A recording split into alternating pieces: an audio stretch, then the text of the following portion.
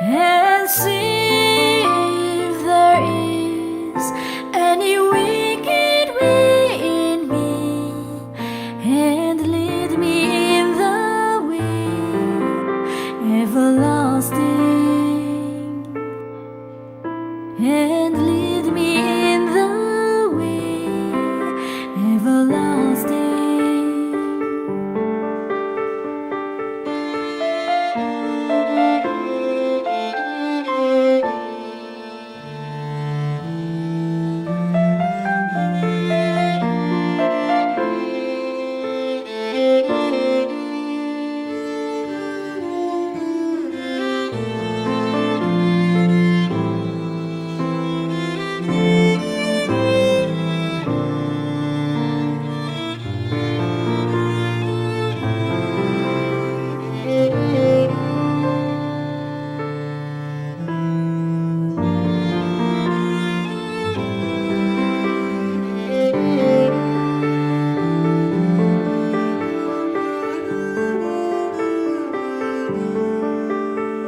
Search me, O God, and know my heart. Try me and know my anxieties, and see if there is any wicked way in me, and lead me in the way everlasting, and lead me in the way everlasting.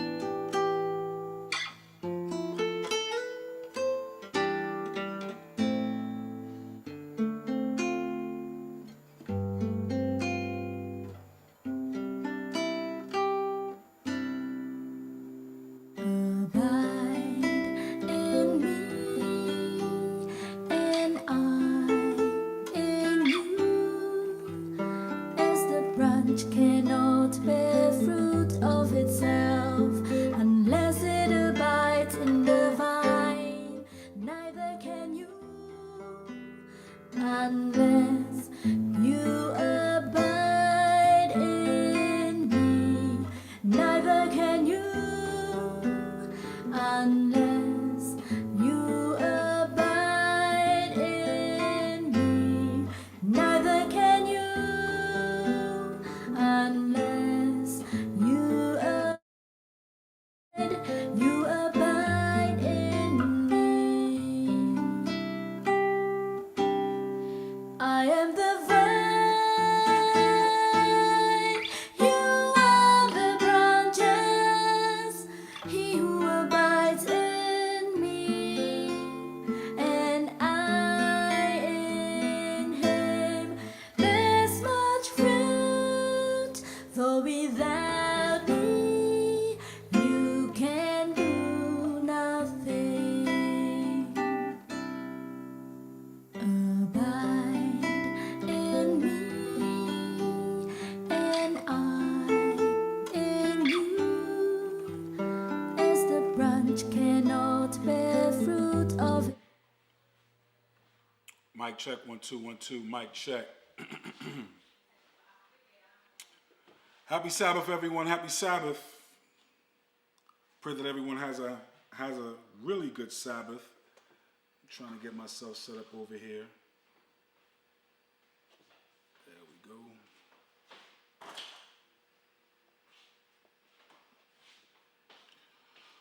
All right. Looks like I am back on the tube. Looks like I am back on the tube. Let's see. Yes, I am. All right. Happy Sabbath, everyone. Oh, man, it's going to be a good one tonight. I pray that everyone is doing well. With all what's going on, I mean, this pandemic is doing its job. It's sweeping through everything and everyone, if possible.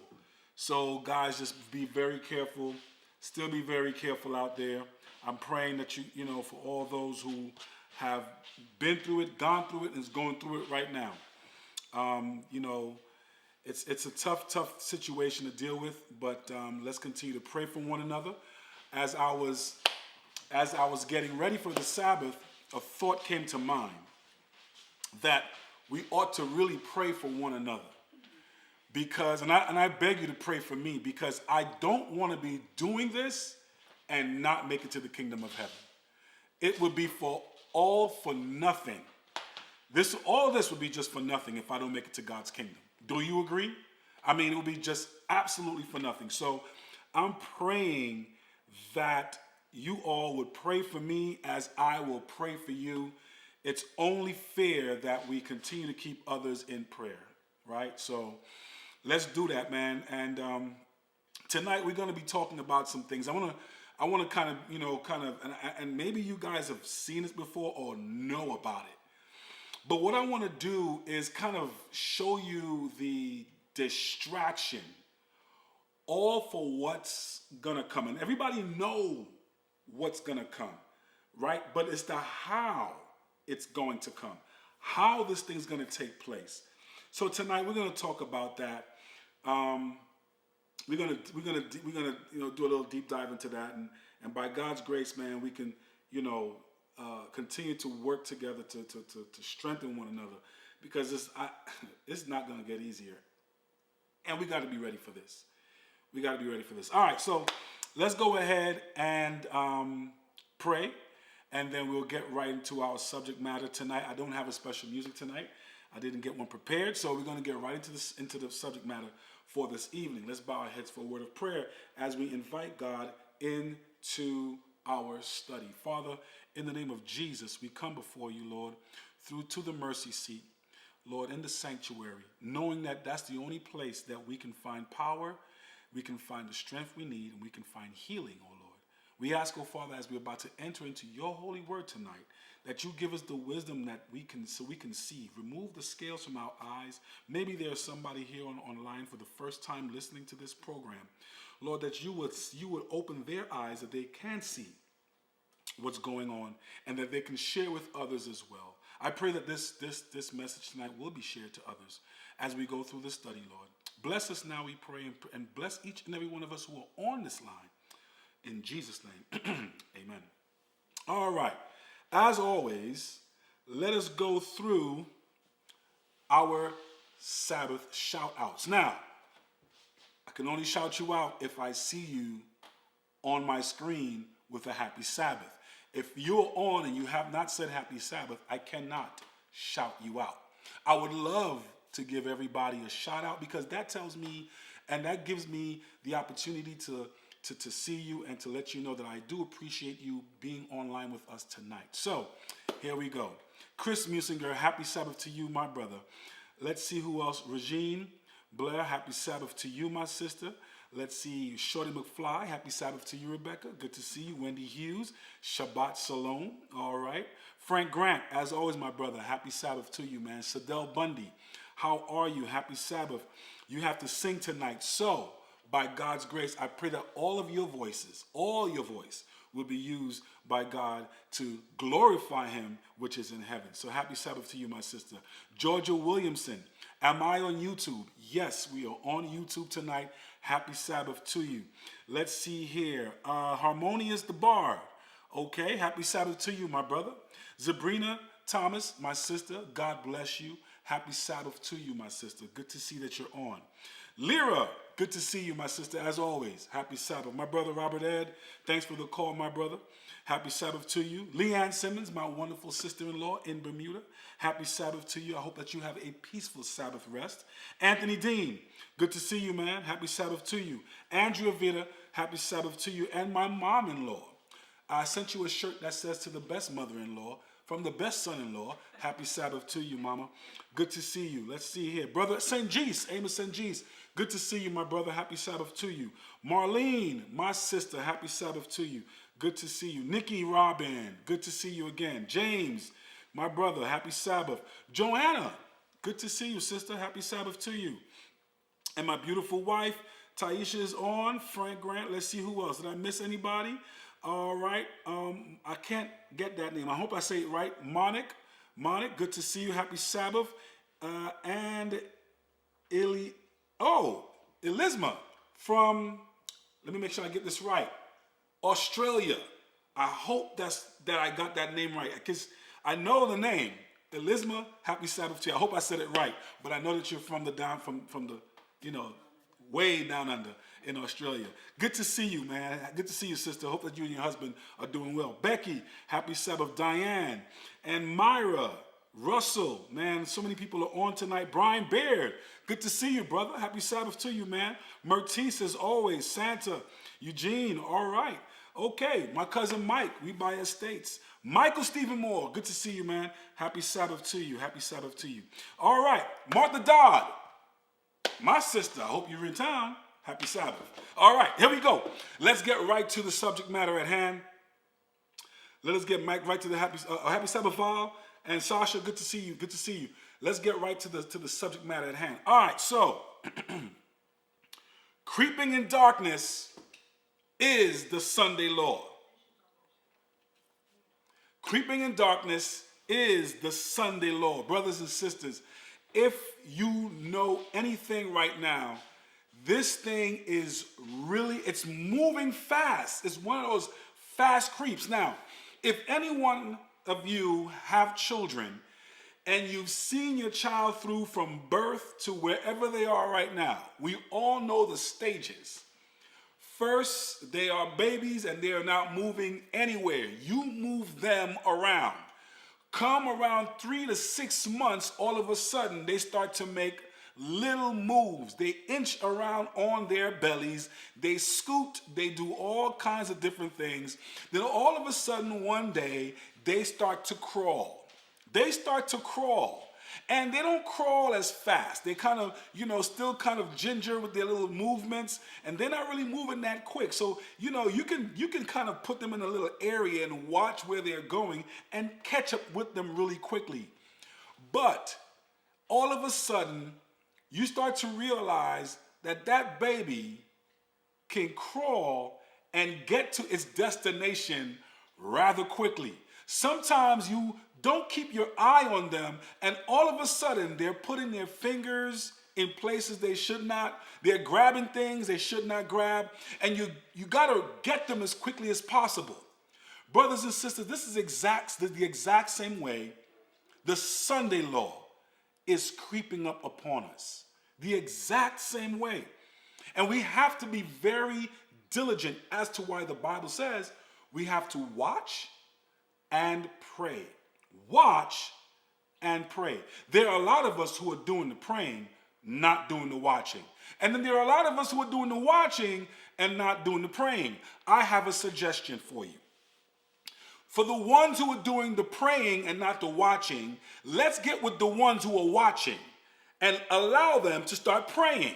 And for those of us who are watching and not praying, let's get with the ones who are praying and come together and let's do both the watching and the praying.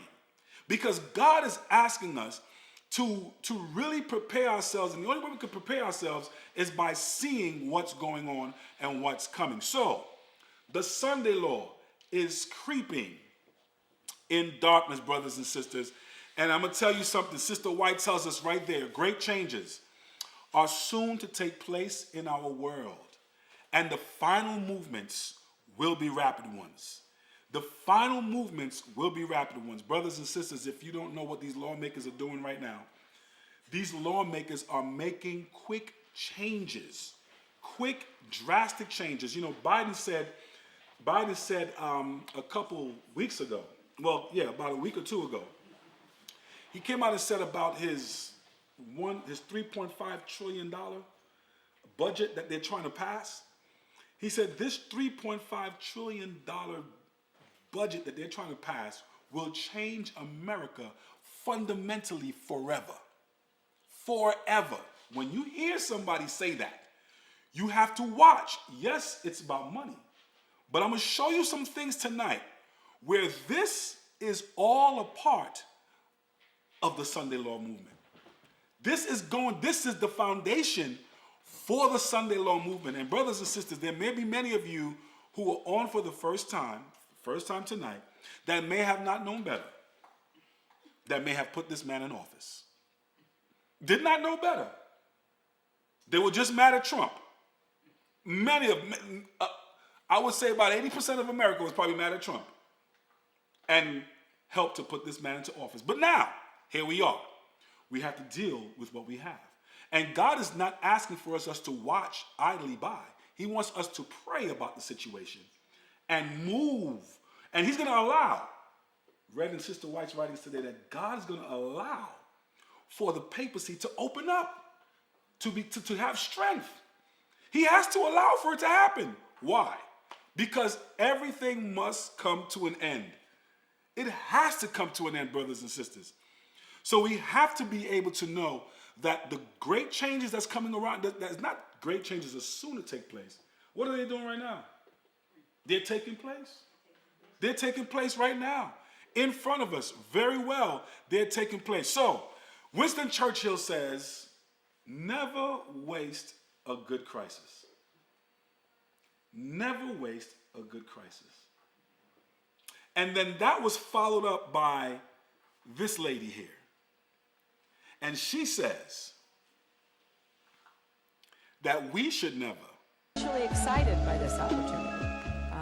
I'm very well aware that we are not yet through this economic crisis, but you know we have the chief of staff for President Obama is an old friend of mine and my husband's, and was in the White House when Bill was there, and he said, you know, never waste a good crisis. And when it comes to the economic crisis, don't waste it when it can have a very positive impact on climate change and energy security, and that's what we're trying to do. Okay, so you guys heard what she said? Did you guys hear what she said? Never waste a good crisis. This can have a positive effect on what? Climate change, right? Remember, there's two pieces to this, two pillars, right? Now, mind you, Satan understands pillars because God created pillars. He created the Sabbath, but before he created the Sabbath, he created what? Marriage as an institute, right? That's a pillar. So you have two pillars that God has built literally everything that we need to know and how much he loves us on. The foundation of our lives is based upon these two pillars. They're basing their whole movement on two pillars, on health and climate. As to why now I understand why the health message will be literally the right arm to the third angel's message. It makes sense because the pillar that they're moving on is on health. It makes a lot of sense now. Medical missionary work will be the right arm. It will be the engine, right? And the opening wedge, the opening gap to the third angel's message, because everything is based on health. And the other piece is this: because they're looking at the climate change as a whole, it has everything. These two things are wrapped up together. It's packaged, and they packaged it so lovely. Biden spoke at the UN this week, and he packaged it so lovely. And the thing about it is, I don't want to go too far. I don't want to move too fast, because I have to show you these things tonight. But it's packaged so lovely, so great, that he's literally speaking the same words as that of the Holy See. The exact same words. Man, here is Rahm Emanuel. Here's Rahm Emanuel when he spoke about what this young lady just finished talking about.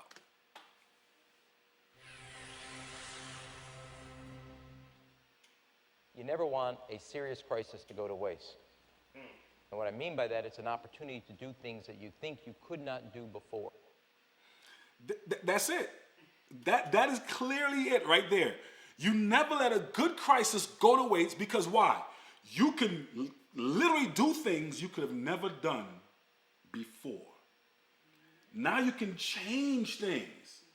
You know, and the thing about it is, you got to be an opportunist. What's that word? Opportunist, right? You have to be an opportunist. Somebody who can see something and literally bite at the opportunity. Case in point, many may have heard about the horses and what's going on in Del Rio, right? They had to use horses to control the crowd. Horses, these guys are trained to move crowds, and the horses are moved by the reins. Well, there are many people who have not spoken of the border crisis at all. But as soon as they realize that they're using horses to control the crowd, and these horsemen and the horse riders have a long reins on their horse, immediately they took the opportunity to make it a racial situation. This is about race. This is about racism. And they're using these horses to hurt the Haitians. Only the Haitians. Like only the Haitians were coming across. You have Mexicans. You've got who? Colombians. You've got people from Honduras. You've got literally between South and Central America and Mexico are all coming to America. And the only ones that they focused on was whom? The Haitians. Why? Because it was an opportunity. You never let a crisis go to waste. And now they're using that crisis for something else. Now you get it? So what does all that mean? Why am I saying all of that? Well, simply this. You've heard of the Hegelian dialect, right? Or the Hegelian dialectic, right? You guys may have, I'm sure everyone has heard of this right here, the Hegelian dialectic. And why am I showing this to everyone? Very simple. There's an agenda to centralize power, right? In order to centralize power, you must have a thesis. In order to centralize power, you must have a thesis, right? You got to manufacture something to happen. And then once that happens, you have to have an antithesis, something that goes against the thesis, right? Once you have something that goes against the thesis, then all of a sudden you have to bring it together in harmony. Synthesis, right? You bring that together in harmony. A transfer of power from the many to the what? From the many to the few. So who's the many? The people. The people are the many, right? And who are the few? Those who have the what? The power. Those who have the power. So we seeing this all together. Synthesis, removal of freedoms, transfer the power from the many to the few. I want you guys to stay with me tonight because I have quite a bit to show.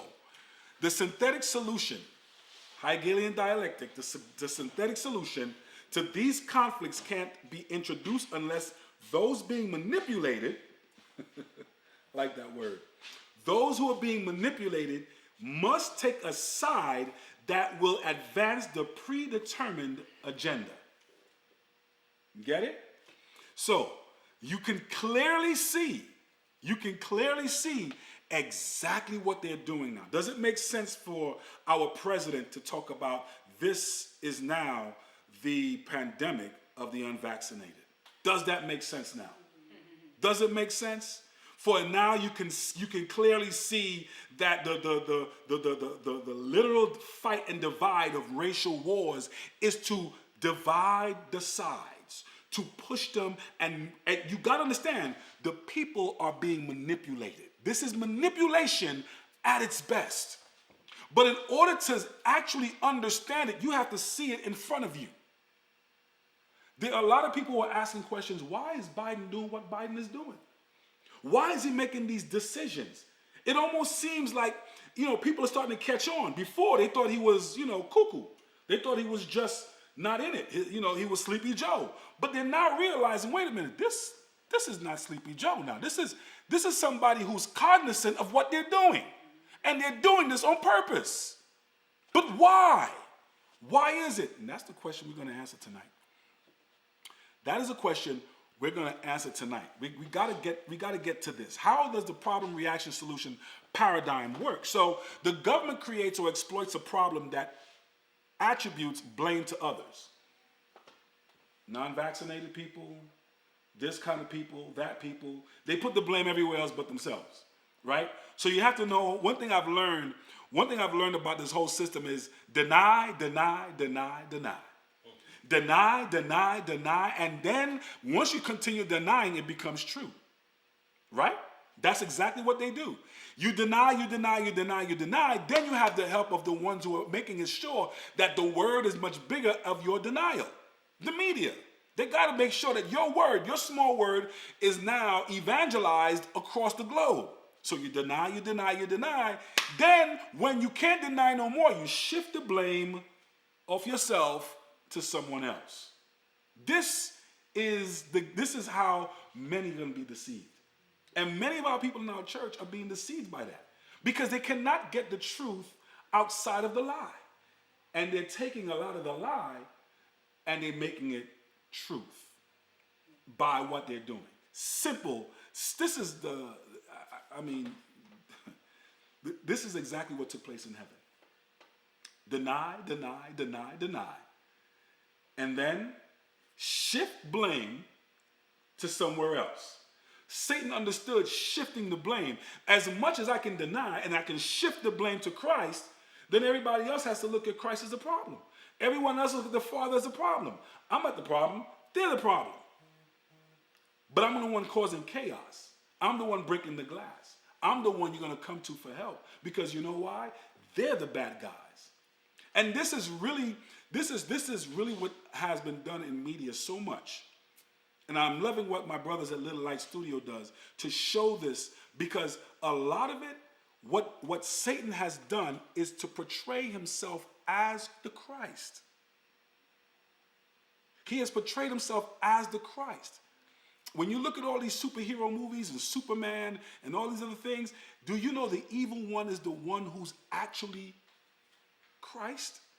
And the superhero is actually Satan himself? But the world sees a superhero as the hero. But the one who is evil as Satan. But it's flipped in such a way where the mind cannot catch the trick. Because the superhero is supposed to be one saving the day. But in essence, is the one who is the evil one that knows so much about him. You came from me. I created you, says the evil one. You see how that works? So when you look at it from that perspective, all of a sudden it changes. It changes a lot. So here it is. Number 2, the populace reacts by asking the government for protection and help to solve whatever the problem is. Let's look at the pandemic that we're in today. Aren't the populace, the people are the ones asking, right? Most of the people are asking, you know what? Populace, we need to shut down for 2 weeks to save our country. And the populace says, okay, we will comply. Populace, we need to shut down again and shut down all businesses. You can't go to the sporting events. You can't do this. Okay, we'll comply. Few months later, populace, we need for you to take yourself to the areas where you can get tested and then get vaccinated. Populace says, yes, we will comply. All of this is because of what? We want to be what? Free, safe. So this peace and safety thing is actually moving in such a way. 1 Thessalonians chapter 5, verse 1 and 2 is letting us know we're here. It's moving in such a way, though, that when they say peace and safety, that sudden destruction will come. But they are saying it, and as they're saying it, it's building up to that point. It's building up to that point. So here it is. So after the populace reacts by asking government for protection, the government then offers the solution that was planned by them long before the crisis occurred. Long before the crisis occurred. And brothers and sisters, I showed you a document by the Rockefeller Foundation that told us about this crisis and many others to come. Because what they do is they wrote down literally scenarios all the scenarios that will literally bring our economy, bring our countries and nations to its knees. And then comes the solution. But these scenarios were played out many years before. All it is just that it's a timing situation. You know, I spoke to Pastor Green today. And Pastor Green said, you know, Larry, I believe that the Vatican, they understand the history. And they've got dates upon dates all the way dating way back into history. Remember, the Roman Empire is an old empire. And this Roman Empire came from the first three empires: Babylon, Medo-Persia, and Greece. So they have history upon history. Literally BC history written in their library. They got it. So he says it's amazing to me when you calculate the death of Christ, when he died, and you look at the timeline, literally from 2000, and when he died was at the 30, his 30, right? When he died, when you look at that and you count it, they understand as to why they want everything to start at 2030. Something is going on there. They want things to start. They're trying to do something to the point at 2030, things will completely change in this world. What's going on? I don't know. Now watch this. I'm not date setting. I'm letting you know that when we do the math and we see why they're pushing for this 2030 agenda, why they're pushing, and they're literally trying to get to that point, they're literally serious about it. The Vatican knows why. Something is there. And Pastor Green and I, when he spoke to me today, I was astonished. I said, Pastor Green, that makes, he said, Larry, when you calculate from the death of Christ to this point, all the numbers have been correct. They know about the 1335 from Daniel chapter 12. They know about the 1290 years from Daniel chapter 12. They know about the 1260 years. They know about the 2300 years. They know about these prophecies. What's going to happen and why they're pushing for so hard for 2030? And I'm not saying Christ is coming in 2030, brothers and sisters. That's not what I'm saying. So please, do not go saying that Larry, this is what Larry's saying. All I'm saying is these are things that we have to start thinking about. So the government offers a solution that was planned by them long before. Again, our outcome is rights and liberties are exchanged for the illusion of protection and help. That's exactly what that is. It's an illusion. Come on, folks. Come on, folks. You know, what they've given to us doesn't work. They say it saves lives, but it doesn't work. This is all an illusion. And you will see for yourself how far this illusion goes. It's amazing. It's amazing. Sister White says the nations are in what? Unrest. Times of perplexity are upon us. Men's hearts are what? Failing them for fear of the things that are coming upon the earth. But those who believe in God will hear his voice amid the storm saying, "It is I, be not afraid." How many of us are hearing those words today? The nations, you can see what's going on. You can tell. Right now, America's allies have kind of shifted. They moved a little bit to the right. They moved a little bit to the left, right? Germany is going through its elections right now, and they're saying, you know what? We may not even want to, get someone who's going to deal with America the way that Angela Merkel did. This is serious things going on. You can see clearly where this stuff is going. And why is it going that way? Because, watch this, the Bible still states America as the nation that the world will have to follow. Something is going to take place. Someone's going to come in and make sure that everybody comes back to point back to America. So something has to happen. It has to be disjointed before it's joined again. It has to go through that. It has to go through that process, is what I want to say. It must go there. All right. The Bible also tells us, how is gold become dim? How is the most fine gold changed? The stones of the sanctuary are poured out in the top of every street. The question is, who or what is the gold? That's the question. This got nothing to do with what you call that, currencies or anything like that. The Bible says, how is the gold become dim? How is the most fine gold changed? The stones of the sanctuary are poured out in the top of every street. Now, that should give you all the clues as to what this is really talking about. That line where it says stones and the word sanctuary, those two words can give you a clue as to what this text is talking about. How is the gold become dim? Who or what is the gold?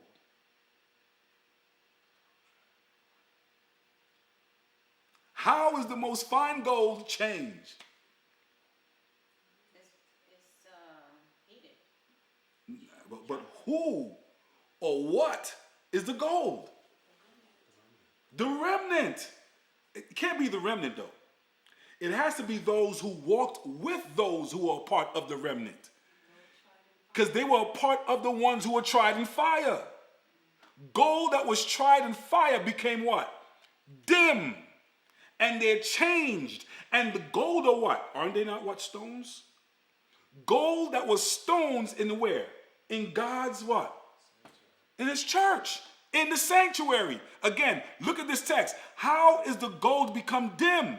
How does God people all of a sudden become dim? There were lights before, but now they're what? Dim. How is the most fine gold changed? The stones of the sanctuary are poured out on the top of every street. There you go. There you go. Takes you right back to Revelation chapter 3, verse what? 18 to 21, right? We think we are rich with goods. We think we don't need nothing. Nothing. And all of a sudden, we will be cast into the streets, brothers and sisters. God is saying that we ought to be watchmen, watchful, always ready. I've not seen anyone who fought in the military. I've watched a lot of World War II and World War I footage to know that these guys barely ever slept. When you know that you are being hunted, when you know that every second that you spend away from your weapon could be your life, you are ready for anything and everything if possible. So again, God wants his people to be ready. He doesn't want us to be sitting idly by. So then what is the problem then? What is the problem that they're showing us? And I couldn't get all the problems in it, but I want to show you a few of them. COVID-19 is a problem now, right? It is the problem, they're saying, right?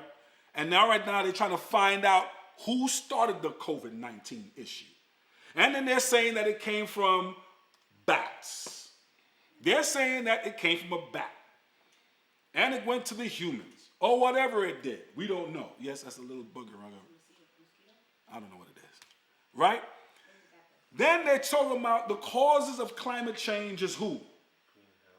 That's what they said before. Then they blamed it on the people. Shift the blame. You see that? Humans are causing climate change or climate crisis. It's the humans. So you see how they quickly shift the blame. It's always the humans. So the story is they got COVID from a bat transferred to the human, and the humans are the ones transferring it everywhere else. Let me ask you a question. At what point did the human transfer it back to the bat?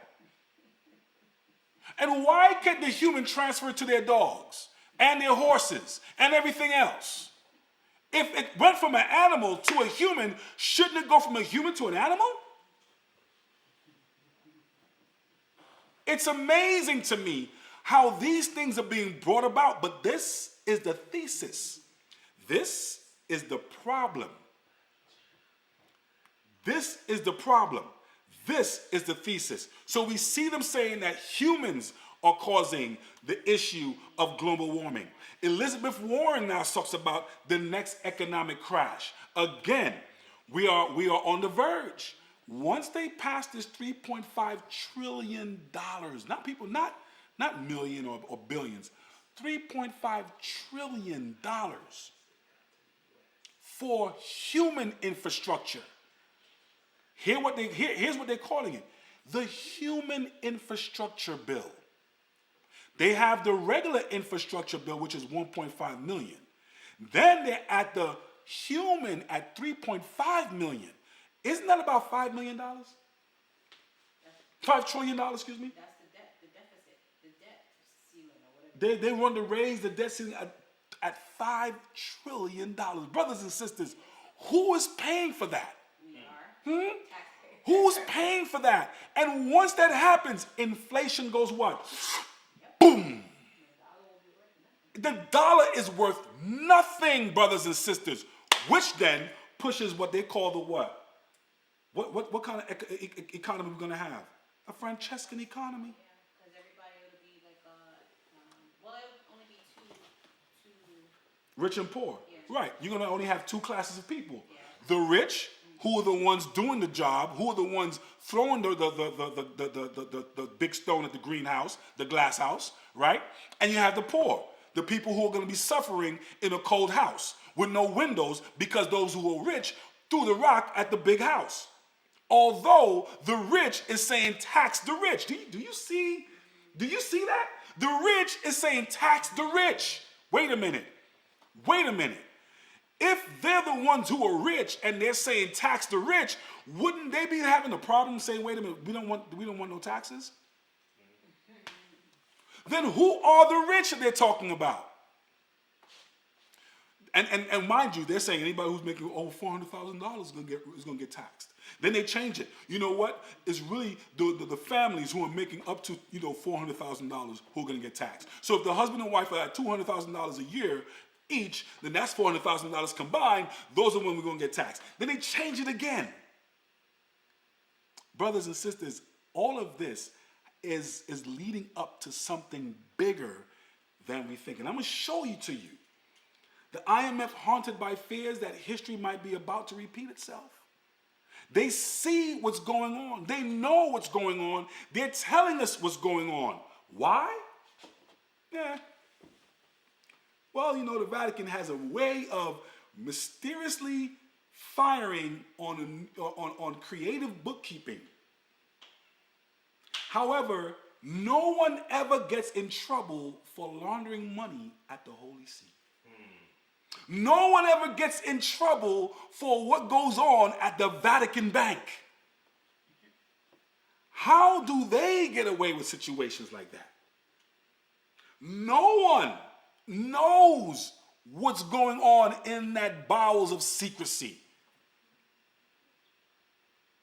No one knows. At the same time, this is all becoming global. So watch what's happening here, brothers and sisters. We printed money the same way. Huh? America's printed. America, that's all America does. We have absolutely nothing to back behind our dollar. So the more that we print, the more we owe. The more we print, the more we owe. But who do we owe? Who is it that we owe? Well, we owe the dirty money. We owe them because they are the ones who run the central bank system. So brothers and sisters, as this thing starts to climb up, remember, this $3.5 trillion is going to go in such a way, eventually we would not be able to buy nor sell. Now watch, they have set all of the other things up. Digital money, digital printing, digital, you can use bitcoins, whatever. All of this is the ways to get us to this next level. Everything's a what? Step. They have to gradually do things. I've learned the system of gradually doing something. I would have my radio, and I've tested this out a couple times. We're driving, nice long trip, and everybody's kind of in the car relaxing, and my wife caught on to it about 6 hours later. The radio was at a very nice level volume. It was nice and, about where everybody can talk and you can still talk and hear yourself, and it was a very good volume. Now, as they fell asleep, each time the volume went up 1 and 1. I mean, before they fell asleep, they were talking and it went up 1 and 1. And nobody realized the volume was going up. Nobody saw or heard the volume. It just sounded the same. Right, but nobody realized it because it sounded the same until she fell asleep and she realized, wait a minute, this thing is so loud I can't even, But by that time it's too late. I had already done my test to see how long it's going to take my wife to figure out how loud this volume is going to get. And the brain does not pick it up. We all know about the frog in a warm pot. Same situation. The brain does not pick it up. So brothers and sisters, they've been doing this thing for years. And as we wasted time, as we were not paying attention, as we were going about our own business in our daily lives, they've been plotting and planning because Satan doesn't sleep. Satan does not sleep. And he is active every minute, every second, brothers and sisters. Every second he's active. So if you think that Satan has some other ways, he has plenty of other ways. But thank God, God has more ways than he does. More ways than he does. Let's go back to our Bibles again. The Bible says that they shall what? Cast their silver in the streets and their gold shall be removed. Their silver and their gold shall not be able to deliver them in the day of the wrath of the Lord. They shall not satisfy their souls, neither fill their bowels, because it is the stumbling block of their what? Iniquity. It is what caused them to fall. Money, fame, riches. All of these guys right now are living, most of these guys right now are living their lives according to this very same word. Their gold and their silver is not going to worth them nothing. Brothers and sisters, one day, all the money you saved in the bank is going to be worthless. I'm not telling you to go ahead and spend your money willy-nilly right now. That's not what I'm saying. I'm saying to you that it will not be, and this is coming very soon. Our dollar will be worth less. Once they pass this bill, and from what I heard today, well, it's going to go through. It has to get through Congress. It's going to go through Congress, and it's going to take a step to Senate, and they're going to pass this bill. And my man Biden's going to sign it in January, and starting in January, we are in a whole new ball game. And I'm going to say this to you, brothers and sisters. Yes, free college does sound good, right? Free daycare does sound good. These things are the traps in which Satan knows he will get us into. Because eventually, once we're in the trap, there's not much getting out of that trap. There's not much getting out of that trap. So, let's look at some of the reactions that's going on around the world. Some of the reactions. A Harvard study identified that the precise reason protests are effective, an effective way to cause what? Political change. That's it. That's it. When you have protests, it causes political change. Everybody's in pink. And here's this. Everyone's on the ground. Right? Everyone's here on the ground. Yeah, you want to get that back right here. Okay? Everyone's protesting. Right? Here's another one. Protests. Protests move, make. That's not protest, that's vandalism. Well, this is what they call protesting. Right? It's all protesting. This is all pure vandalism. We know that. Right? But it's what shifts the paradigm. Right? It shifts the paradigm. Okay? When you have protests, it shifts the paradigm. So we see these protests happening. What else are they saying? Here it is. We have climate change protests. Y'all remember the girl on the left? Right? Right? There is no planet B. Right? You have protests that shifts the paradigm. And when it shifts the paradigm, they come with a what? A solution. Do you know that the $3.5 trillion is the Green New Deal? The $3.5 trillion ready to pass is the Green New Deal, brothers and sisters. That's part of it. That's the foundation of it. They're not calling it the Green New Deal. They're calling it the Human Infrastructure Bill. That's a very nice way to put it. Infrastructure, human infrastructure. When did humans become infrastructure? Doesn't it sound like something you own? You own? I own this piece of infrastructure? Huh? Doesn't that sound like something that somebody owns? They own a piece of infrastructure. Brothers and sisters, listen to the words that they're using. A recession is coming. A recession is coming. When it does, we need to demand a Green New Deal. So they're going to manufacture that Green New Deal. They're going to manufacture the recession. And with all that money pumped in, they're going to have everything they need to create what they wanted. A socialized system.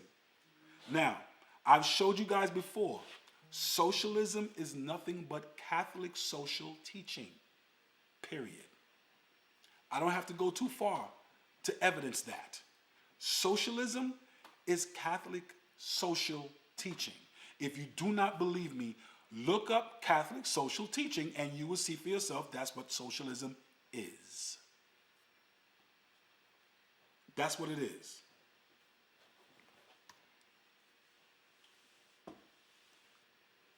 The Green New Deal should be improved, not mocked. And this is taken by the American editorial of the American magazine. The American editorial. A Jesuit editorial. This is serious stuff. This is real serious things as to why God is saying you have to be watchful. You have to be watchful and prayerful. We cannot go into a ring blindfolded, into a boxing ring blindfolded. There's no way we should. If you go into a ring blindfolded and the person who is fighting you is not blindfolded, then you're a fool. You have to be able to see the enemy that you're fighting. You must be able to see the opponent you're fighting. And if you're not able to see the opponent you're fighting, then you don't need to be in a boxing ring at all. At all. But all of this is pushing the Catholic ecology. What does it say? We are losing our attitude of wonder and of contemplation, of listening to creation, and thus we no longer manage to interpret within what Benedict calls the rhythm of the love story between God and man. Building a real winning Green New Deal. Dedicated eco-advocates.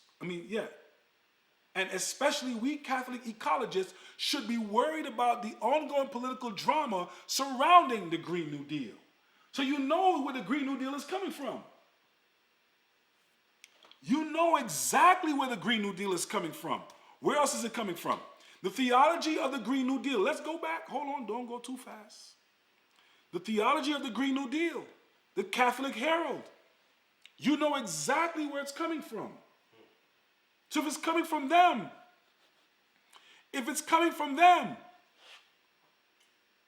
who is giving direction to inflate America's economy? Those are the questions we need to start asking. It's literally coming from them.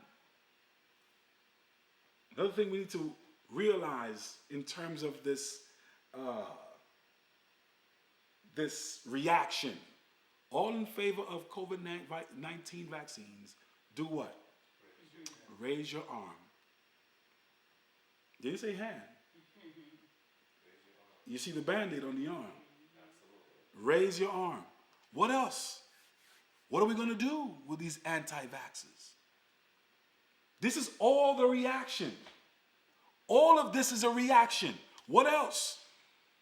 The backstory. My brother is one of the millions who won't get the COVID-19 vaccine. I asked him why. Here is his reasons, and here are my responses. Clearly, she says that this thing is the vaccine shows, the evidence shows that the vaccine saves lives.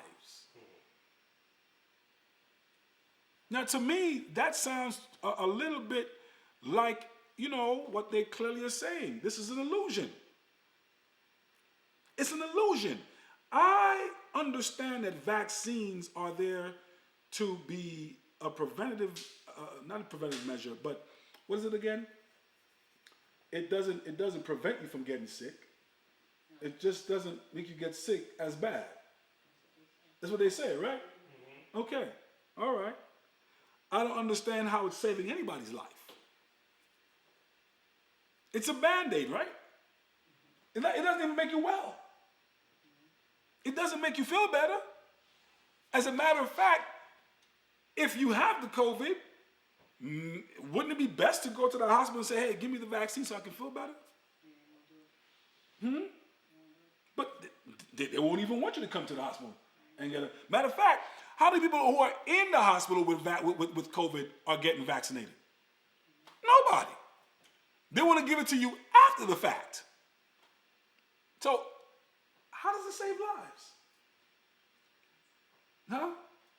It doesn't make sense. It doesn't make sense, brothers and sisters. Again, all of this can be shared. You can take snapshots on it. You can look it up yourselves. Everything that I got is literally from the internet.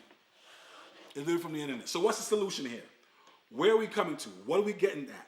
What is the solution? Simply put,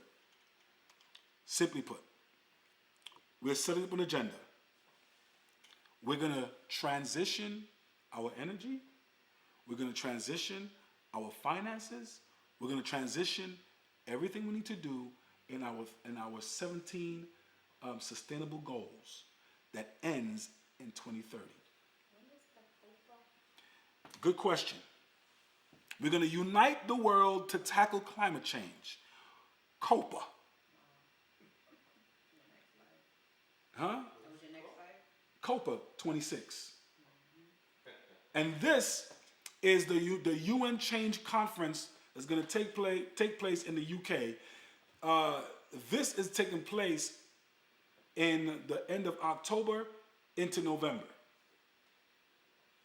Okay? It's a good 5 or 6 days straight on listening to Mr. Francis himself pump the Laudato Si into every blood-streaming, blood-flowing human being that will be there. And all leaders, all world leaders have to be there. Anybody and everybody who's a part of something, even athletes, have to be there. Big tech must be there. Everyone must show up. As to why this man had claimed that Biden is going to be controlled by people in the dark shadows. Now, let me ask you a question. What did Trump know? Now, mind you, I am not a supporter of Donald Trump, nor am I a supporter of Joe Biden. I don't put my trust in these men. But logically thinking and logically speaking, what did he know as to why they tried their best to get this man out? As to why he says what he says? Anyone that says that Biden will be controlled by the people in the dark shadows must know something. Wouldn't you agree? Doesn't he use that? Yeah, I was gonna say, doesn't he use that? Biden use that terminology himself? Dark shadows? No, he doesn't. He used dark winter, which is a terminology, yes, that he used. But yes, Joe Biden was interviewed by the Jesuits.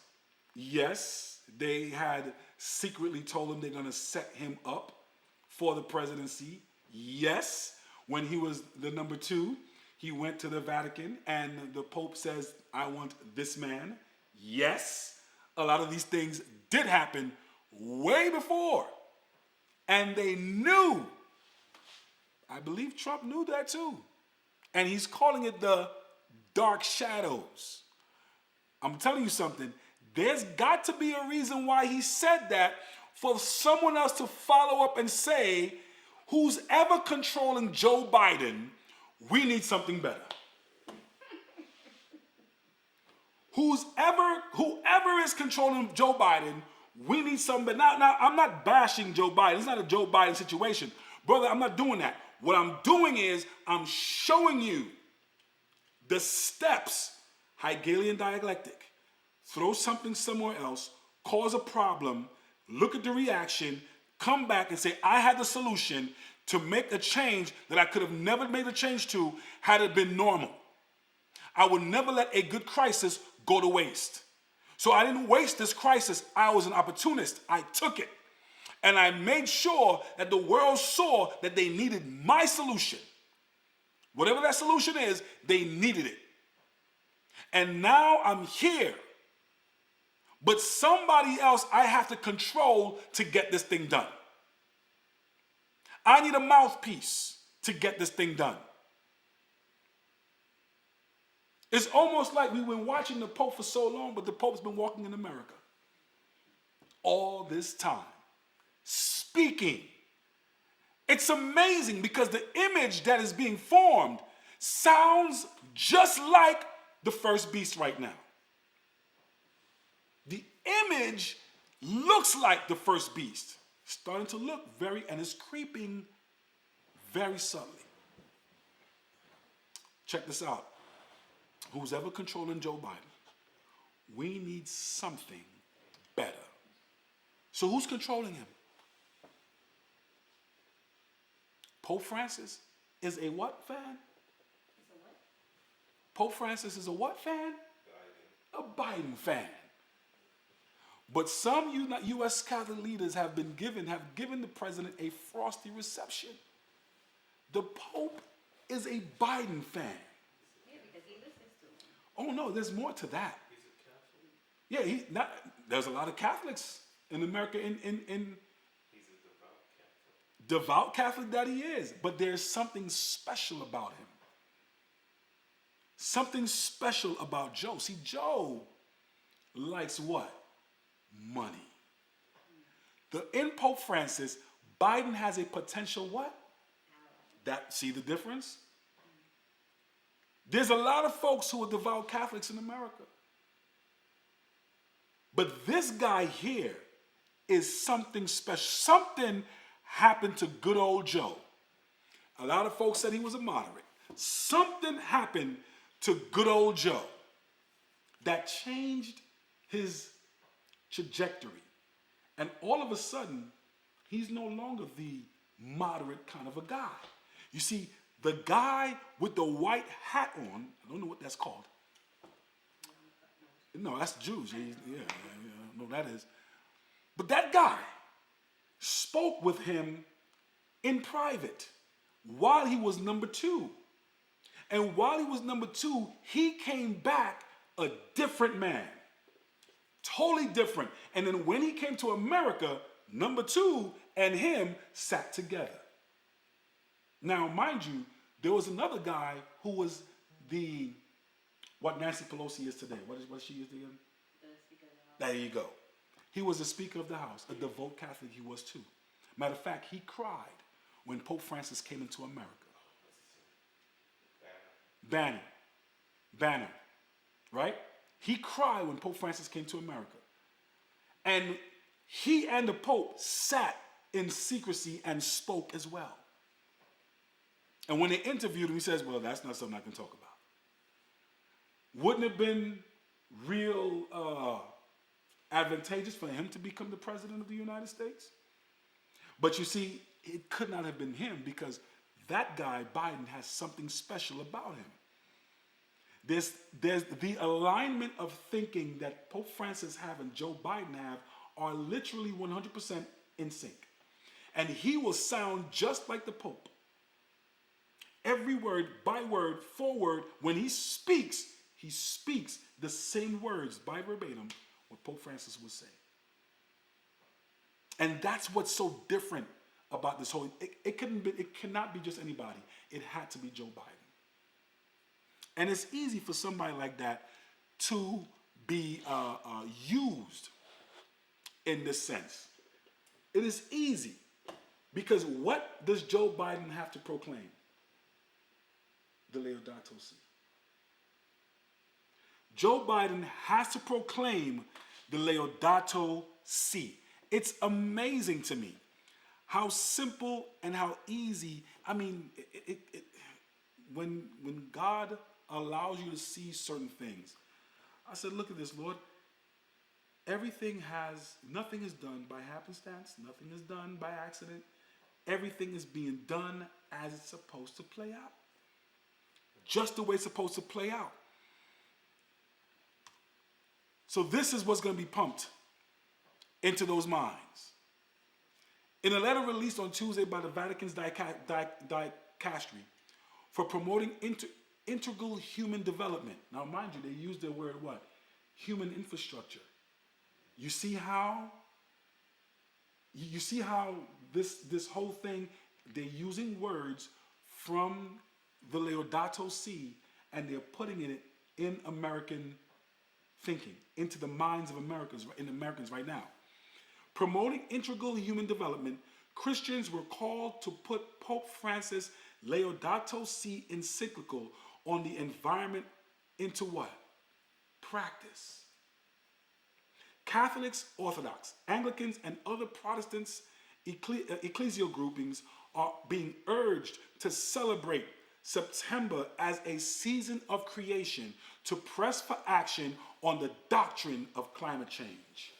So what month are we in? September. And September has been deemed season of creation. During the long month of season of creation, Christians on 6 continents work to put Laudato Si into practice. The dicastery asked Christians to participate in community events to deepen their love for the Creator, creation, and each other. So they're using the Laudato Si in everything right now. In everything. And it's being done in such a way no one really realizes it. It's that creeping. It's that, what was called the creeping compromise by Joe Cruz. It's that frog in a little bit of warm water. And it's being creeped in. So smooth they are with this thing. The Jesuit universal theologian calls for Sabbath rest to combat climate change.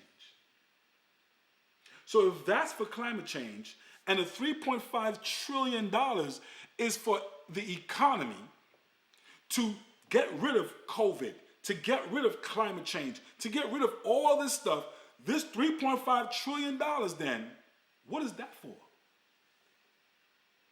What is that for? Well,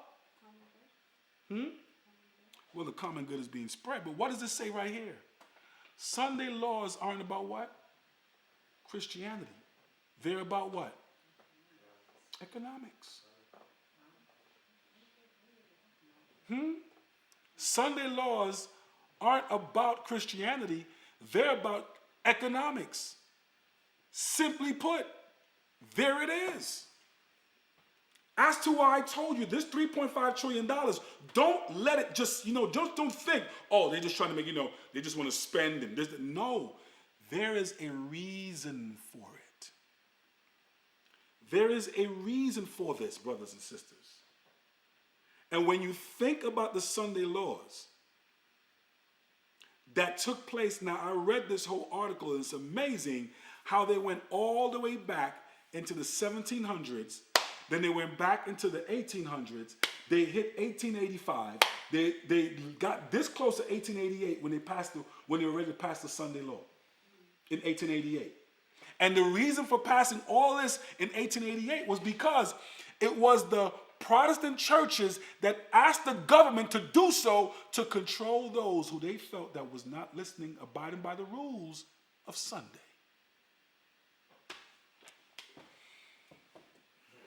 They had an issue. They had a crisis in the 1800s, in the late 1800s. Prohibition was going on. Liquor and all these other things. People wanted to stop this in their cities, in their states, in their counties.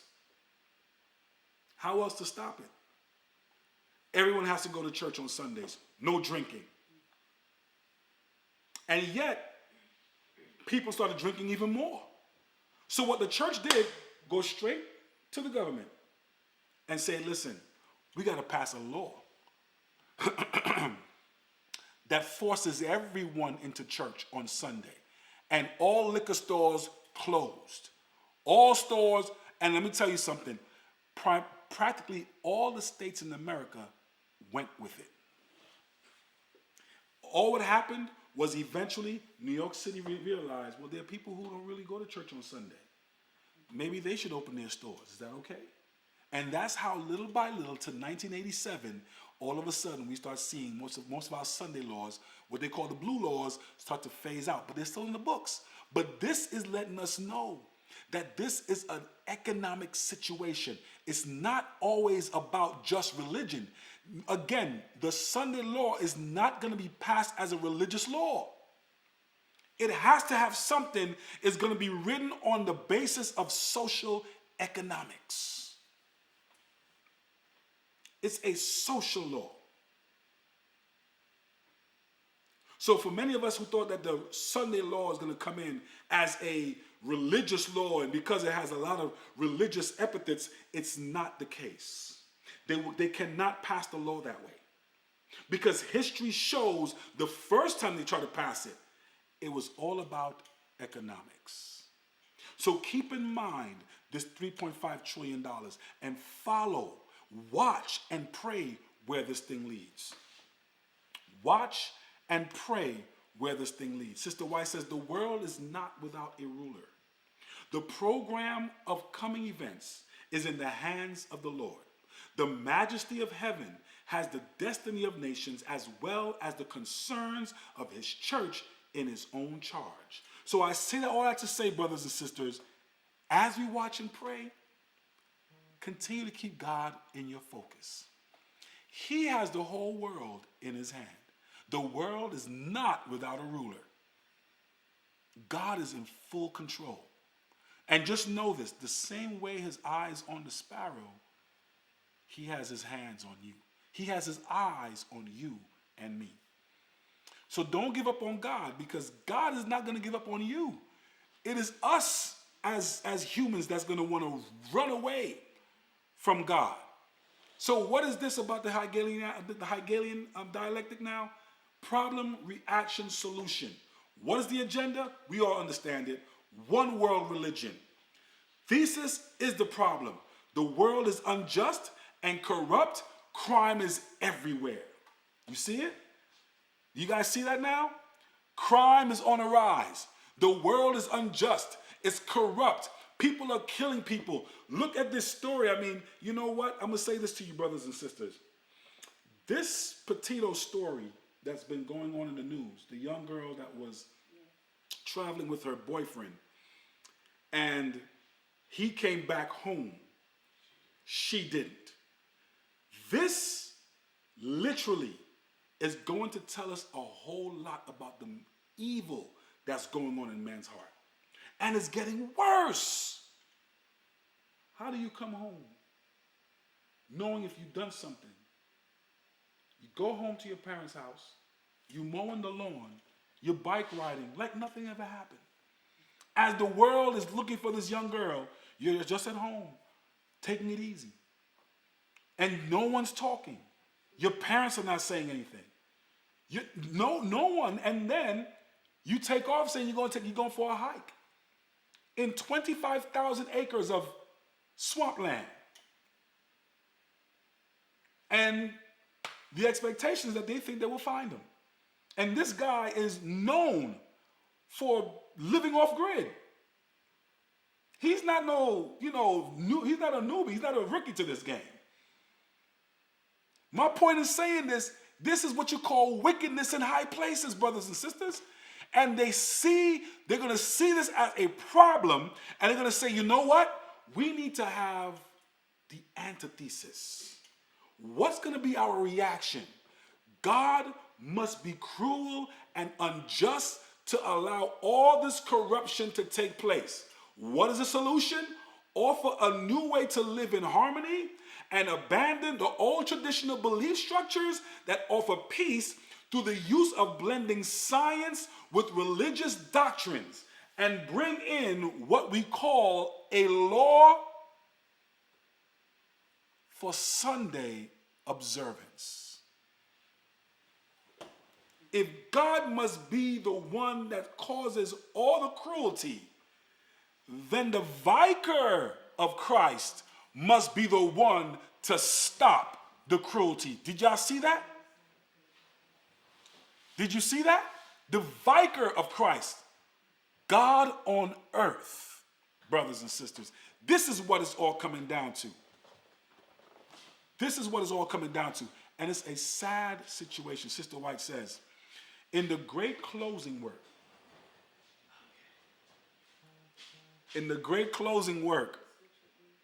we shall meet with perplexities that we know not how to deal with.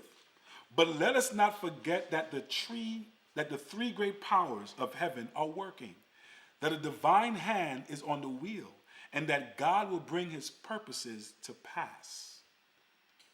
He will bring all his purposes to pass. She goes on to say, the terrible reports that we hear of murders and robberies, of railway and highway, as well as airplane accidents and deeds of violence, tell the story that the end of all things is at hand. Now, just now, we need to be preparing for the Lord's second coming. Brothers and sisters, all these things tell the story that the end of all things is at hand. The end of all things is at hand. This is the message that we ought to be preaching and telling the world. The end of all things is at hand. If this is your first time listening to us on this study, the end of all things is at hand. There is no turning back, brothers and sisters. You cannot turn back the hands of the clock. You cannot turn back the hands of time. Although you may turn the clock backwards, and soon we will go 1 hour back in November, does not change time. Remember that. No matter how much you turn the clock back, it does not change time. And time changes for no man. So, remember, God tells us this in his word. Here is the patience of the saints. Here are they that keep the commandments of God and the faith of Jesus. Always remember that. There is the patience, the commandments, and the faith. Patience, his word, and faith. These are the three things we need to continue to abide by. Be patient. Wait on the Lord. I say wait on the Lord. Keep his word.